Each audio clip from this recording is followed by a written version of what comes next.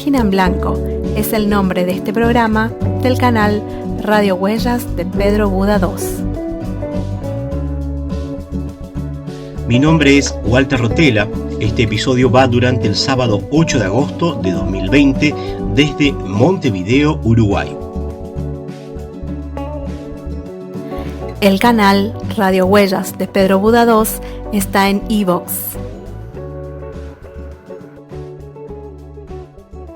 Bienvenidos a este episodio 16.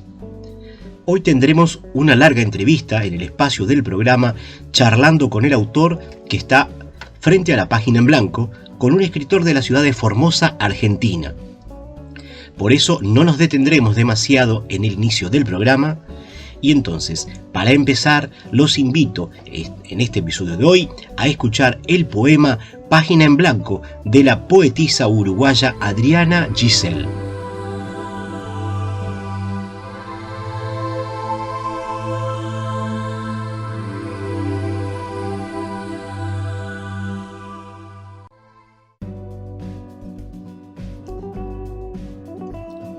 Soy Adriana Giselle con el poema Página en Blanco dedicado al programa de Walter Hugo Rotella.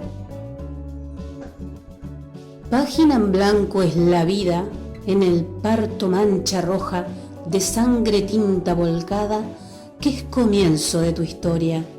Entre bostezos y llantos van surgiendo balbuceos que pronto serán palabras e irán hilando tu cuento.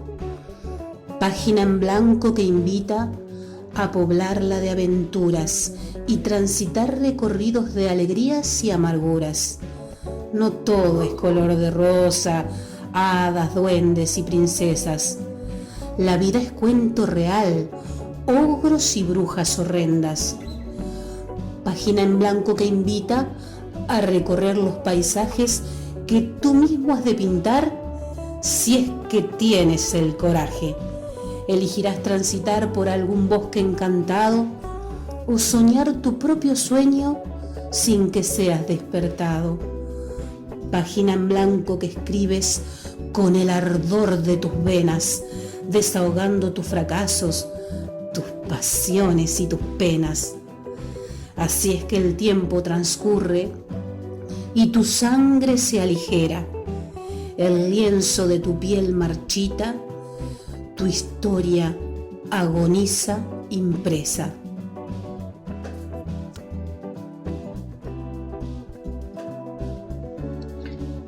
Como es costumbre en la primera parte de cada episodio, buscamos compartir algunas informaciones o datos vinculados a la difusión de los libros, textos sueltos, poemas o escritos. Uno de los fenómenos que se está viendo en los últimos tiempos es que se forman grupos en la red social Facebook donde los escritores se reúnen y comparten sus creaciones literarias. Así como se dio en la red social de Google y que fue finalmente cerrada, ahora se está dando la creación de grupos en esta otra red social.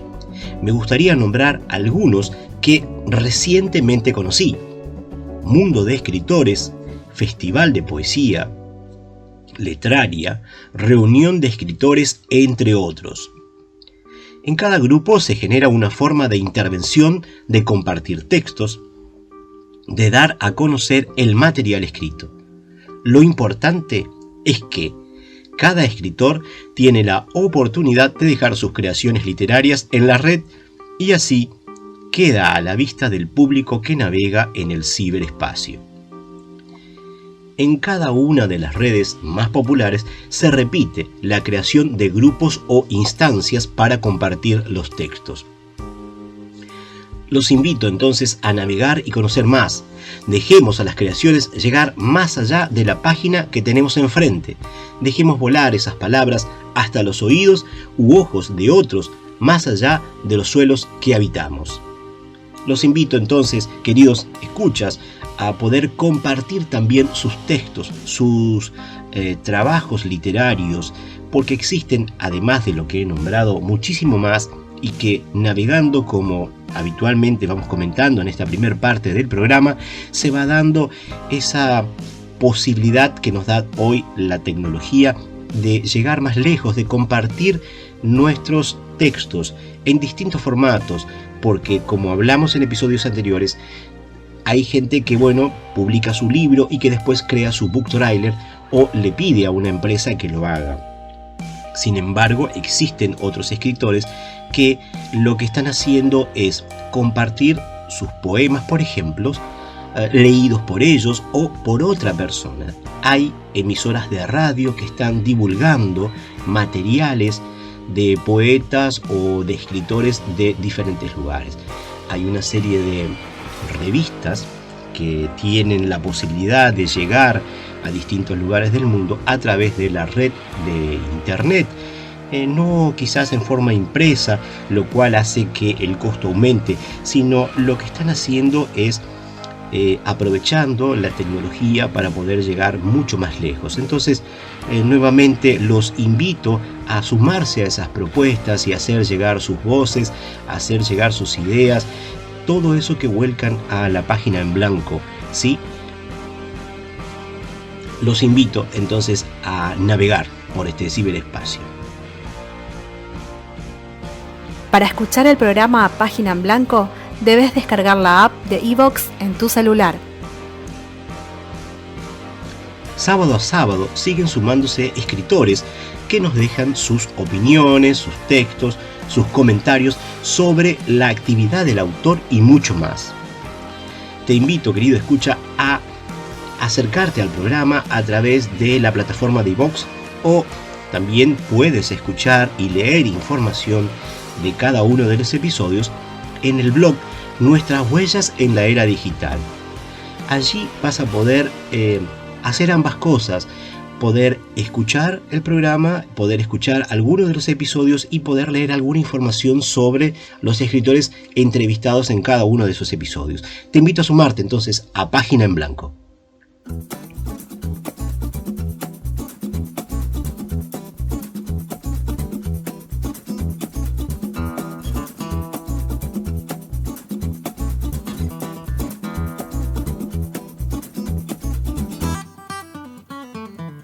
Ingresamos al espacio que denominamos Charlando con el autor, que está frente a la Página en Blanco. Hoy nos visita virtualmente desde Formosa, Argentina, el poeta, narrador y crítico teatral e investigador Rodrigo Nicolás Villalba Rojas.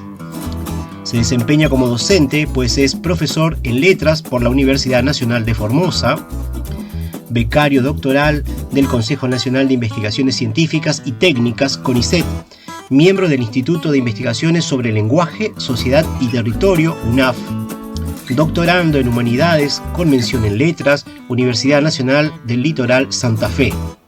Publica en diarios crítica teatral y artículos sobre la actividad teatral local en el diario La Mañana de Formosa desde el año 2010 hasta la fecha. Además, ha publicado en revistas El Payé, Apuntes para una reconstrucción del texto espectacular y el hecho escénico a partir de un corpus limitado de registros fotográficos, recepción y texto dramático, telón de fondo en la revista de Teoría y Crítica Teatral número 14, diciembre de 2011. Y hay más publicaciones en revistas. Tiene además publicaciones en libros, de los que cabe mencionar, por ejemplo, Teatro, Mito y Experiencia Humana, El Nudo, Ou Chei Chalocue, Representaciones, Vivencias y Situación en el Contexto Cultural, condensados en la creación de un drama pueblerino sobre la pobreza familiar. Ensayo, primera edición, Formosa, Rodrigo Nicolás Villalba, 2013. Otros títulos: Huir, A la Espera, Carta de S. Barrientos, que son relatos en Poetas y Narradores Contemporáneos, Antología 4, 2006, Buenos Aires, de los Cuatro Vientos.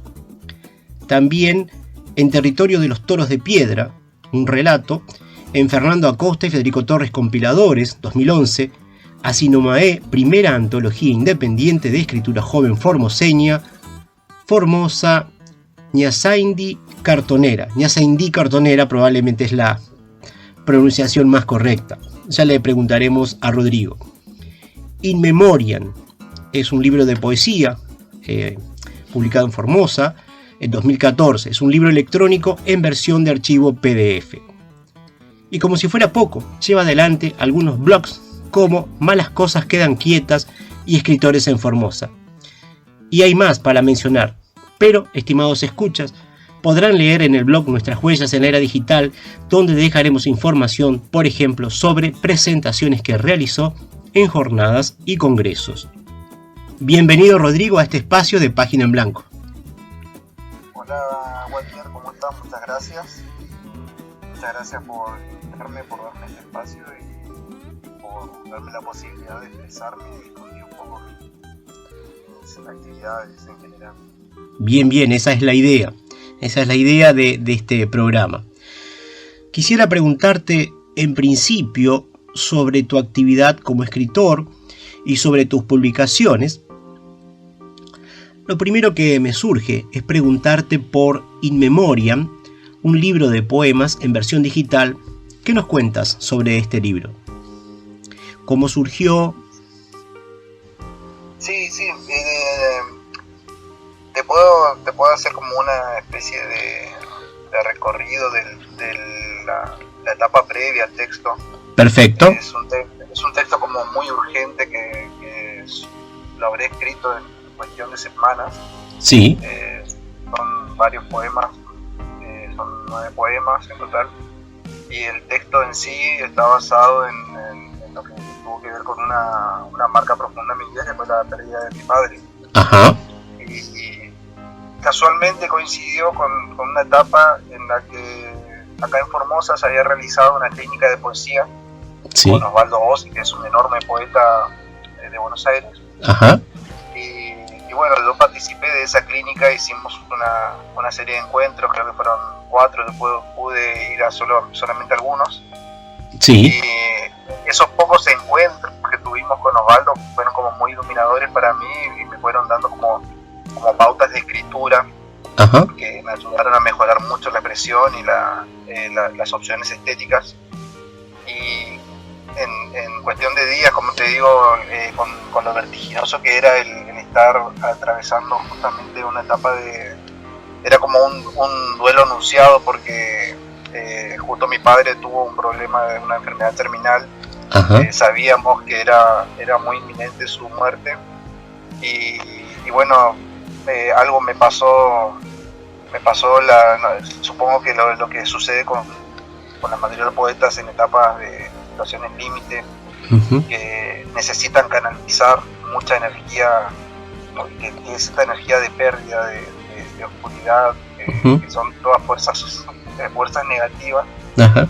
Que la única manera de canalizarlas yo las veía en escribir cualquier cosa, pero escribir. Uh-huh. Y había empezado a escribir cosas en torno a lo que pasaba conmigo y conmigo en esa situación respecto de estar acompañando a papá en el lento tránsito hacia la muerte. Uh-huh. Creo que en esa primer parte, en la vigilia, creo que es muy interesante lo que expresas. Me llamó tanto la atención eso como Minuto 61. El programa Página en Blanco podés escucharlo directamente en tu computadora accediendo al blog Nuestras Huellas en la Era Digital. En el mismo sitio podés escuchar todos los episodios y leer informaciones sobre cada uno de ellos. Sí. El Minuto 61 es uno de los, si no me equivoco, es uno de los últimos poemas. Uh-huh. Es una de las últimas etapas. Que da, es decir, yo cuando terminé de darle forma al libro, me di cuenta de que en esa seguidilla de textos había ido armando como también el lento despedirme, digamos, de papá. Claro. Y cada uno de los textos tiene como esa huella de algo que se va desenebrando, Ajá. pero a la vez que se va consumiendo y se va perdiendo, digamos. Sí. Y Sí. en el minuto 61, digamos que si no me equivoco es ese, o porque yo soy muy malo con recordar mis obras, al contrario de muchos otros poetas. Pero en los últimos poemas me daba cuenta de que había una sensación ya de dejar que todo fluya, dejar que las cosas vayan y que se conviertan en esa fuerza absoluta del todo y de lo invisible. Uh-huh. Que además papá era muy creyente. De hecho yo nací en una familia católica. Sí. Y no practicante así rigurosa, pero una familia que tenía esta rutina de ir cada tanto a la iglesia, hacer oraciones, rosarios. Claro. Y bueno, y fue también un homenaje un homenaje para papá hacer ese último poema donde lo asimilaba como al final fusionándose o fluyendo hacia la divinidad, ¿no? Claro. Si bien hay, como sucede con cualquier persona, hay muchas cosas que oscurecían un poco el recuerdo de papá. Claro. Quería rescatar, ¿no?, esa parte más, no sé si decir santificada, pero que yo de algún modo santificaba, digamos. Claro. Relevante bueno, para ti.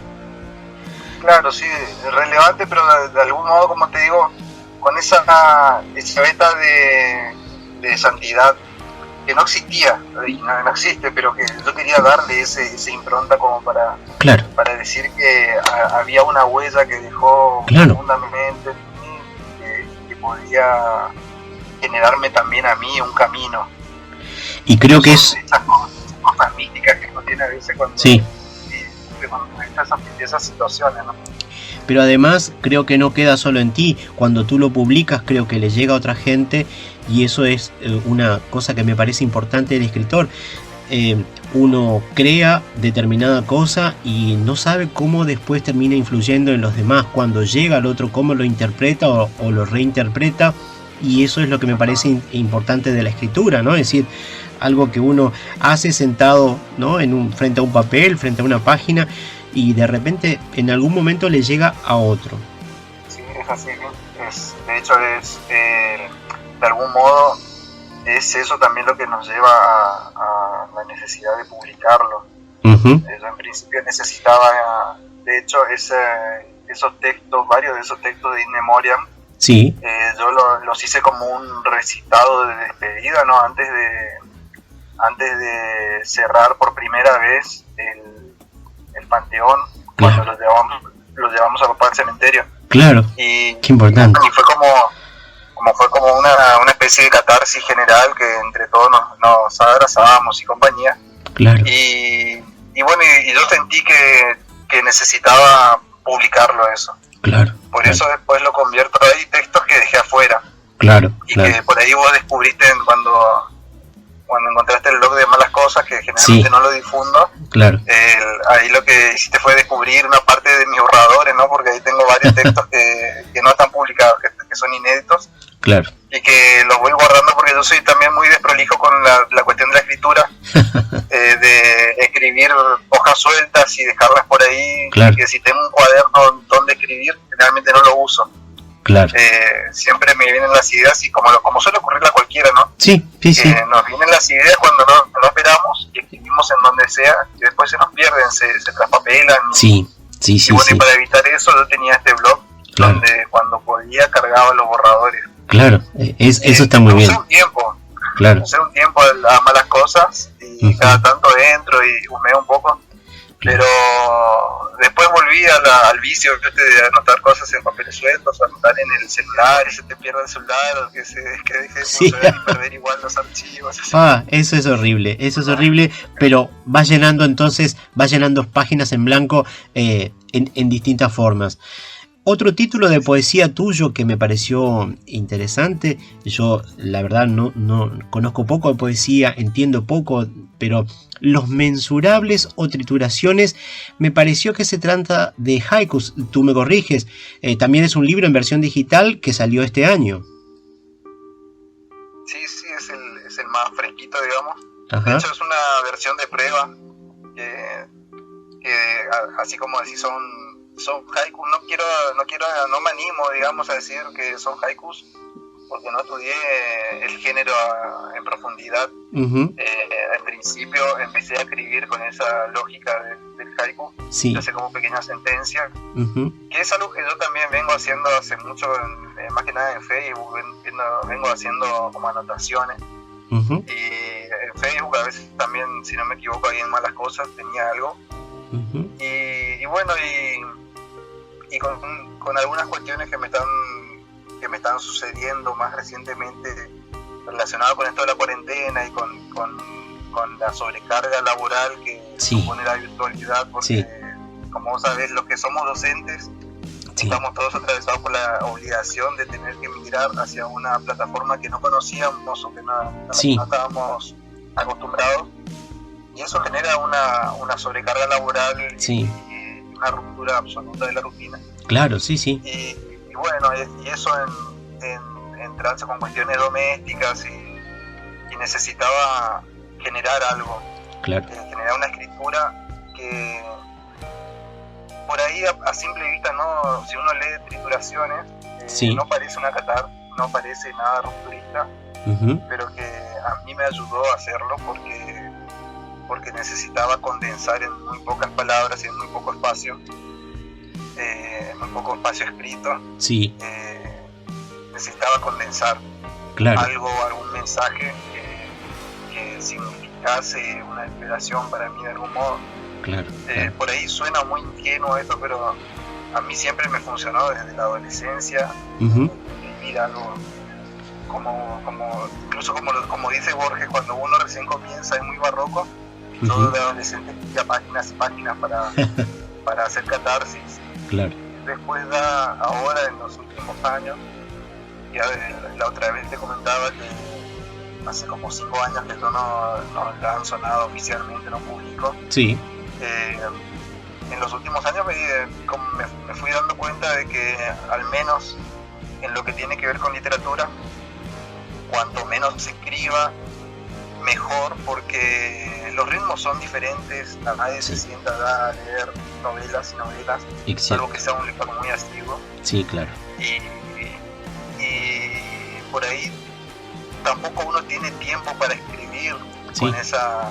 Yo al menos no tengo tiempo para escribir, para sentarme y escribir un cuento con extensiones 15 páginas de un tirón, claro, como lo hacía cuando era adolescente, que eran cuentos malos, dicho sea de paso. Pero así vamos aprendiendo. Claro, sí, uno va aprendiendo. Y con el tiempo me di cuenta que la mayoría de los relatos que me salían bien eran relatos de 5 páginas, 3 páginas. Claro. Y entonces dije, bueno, tiene algún sentido porque mejor le ahorro el esfuerzo y el sufrimiento a alguien que tiene que leerme. Entonces, claro. Si va a sufrir leyéndome, que sufra poco. Está bien. Me fuiste contestando una... Sí, eso está bien. Para cerrar el chiste, algo por ese lado va el título de este blog, que es Malas Cosas Quedan Quietas, como diciendo, aquello que no sirve lo dejamos ahí, ¿no? Claro. Tiene su trasfondo. Sí, justamente te iba a preguntar de Malas Cosas Quedan Quietas, que leyendo descubrí que unos poemas son parte del libro, In Memoriam, y además noté, y quizás me equivoqué, puede verse en ellos eso que algunos poetas me refirieron en otras entrevistas, que el poeta expresa en sus letras sentimientos. Algunos de los poetas hacen una diferencia entre ser poeta y ser escritores. ¿Qué piensas al respecto? Lo pregunto porque tú tanto escribes lírica como narrativa, como artículos de investigación. En la poesía, entonces, ¿se da eso de el dejar fluir la emoción de una manera que en la narrativa no ocurre? Sí, personalmente yo considero que si en mi caso se da. Yo la poesía, cuando la escribo con un sesgo emocional más claro, es decir, me sitúo en la emoción para escribir. Pero particularmente en mi caso, no me sitúo en la emoción para expresar afecto o ganancia, sino que como lo sucedió con In Memoriam, yo la poesía la escribo desde el punto de vista de lo que se pierde. Y para mí siempre la poesía está asociada, igualmente lo traté de hacerlo con la narrativa, como pensándolo más como te digo, deliberadamente traté de hacerlo con la narrativa. Esto de escribir desde la pérdida, desde cuestiones del dolor, del sufrimiento. Como te dije hace un rato, para mí la escritura es una cuestión de catarsis, la escritura de literatura. Sí. Entonces, la narrativa está más asociada a una lógica así de relato, de poder contar algo. Sí. Pero eso no quita que en la poesía yo no cuente algo. Claro. De hecho, en titulaciones, si vos ves los paratextos, sí. Es decir, los títulos de titulación, los subtítulos, sí. tienen dos grandes partes, una que es particulada y la otra es gineceo. Son como etapas del goce y de la... No recuerdo si está en la versión preliminar circular, no recuerdo si está eso. Pero lo que traté de marcar con esos subtítulos, sí, fueron etapas del goce. Pero del goce como una desintegración. Entonces en las dos partes, y por eso también se llama tripulación, claro, poemario. Sí, sí. Por eso son haiku, que son como pequeños pedazos de cosas. Es decir, yo no, por eso dije que no me animo a llamarlo haiku tan repentinamente así. Porque el haiku, como lo estoy viendo, es más una densificación de la sabiduría y de la admiración del paisaje.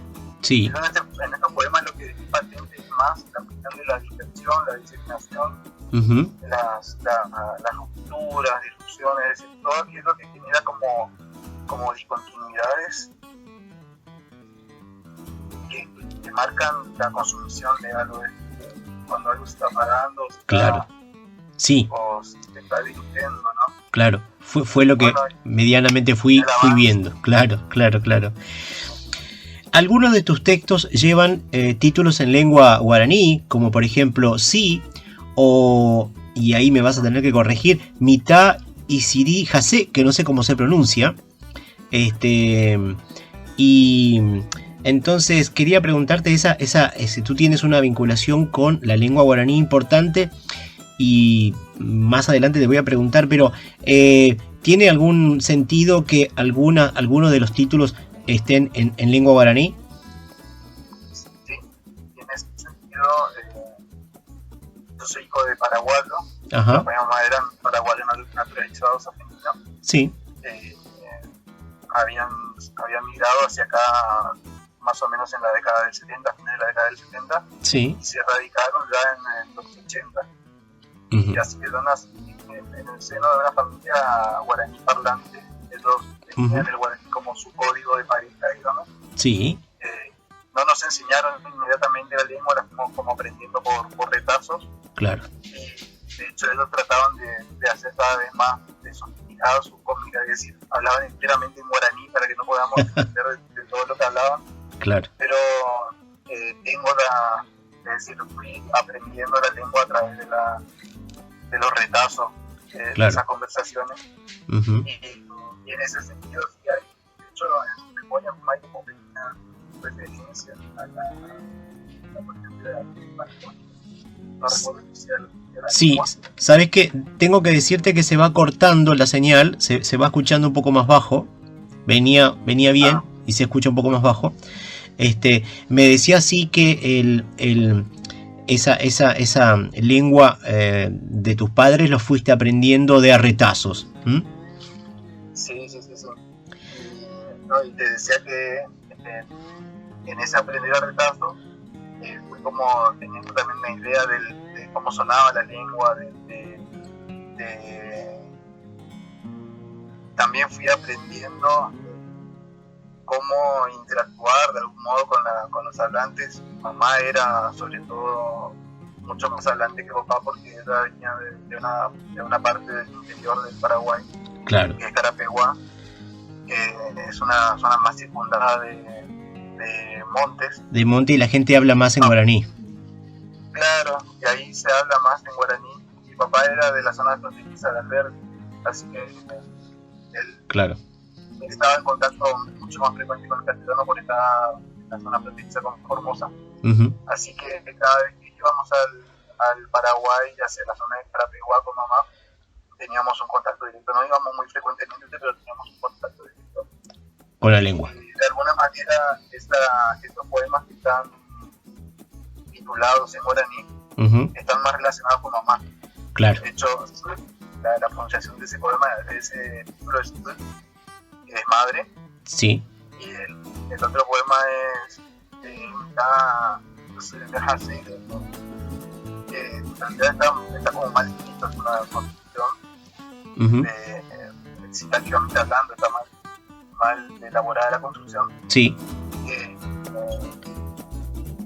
Algo así, significa algo así como el niño llorando cerca del arroyo. Del arroyo, pero sí. A propósito, es como fragmentario, como por pedazos, porque de hecho cuando lees el poema está lleno de irrupciones también. Sí, lo leí y me gustó mucho. Rodrigo, tenemos que dejar por acá esta primera entrevista por una cuestión de tiempo, así que te agradezco mucho el haber participado de este episodio y te estaré convocando para una próxima entrevista. Muchas gracias. Por favor, Walter, muchísimas gracias a vos por tu tiempo y fue un placer absoluto conversar con él.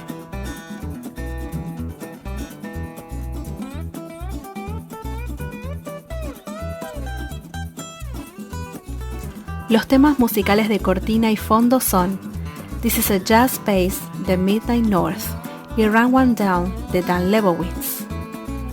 Esto fue Página en Blanco, programa de radio Huellas de Pedro Buda II desde Montevideo, Uruguay.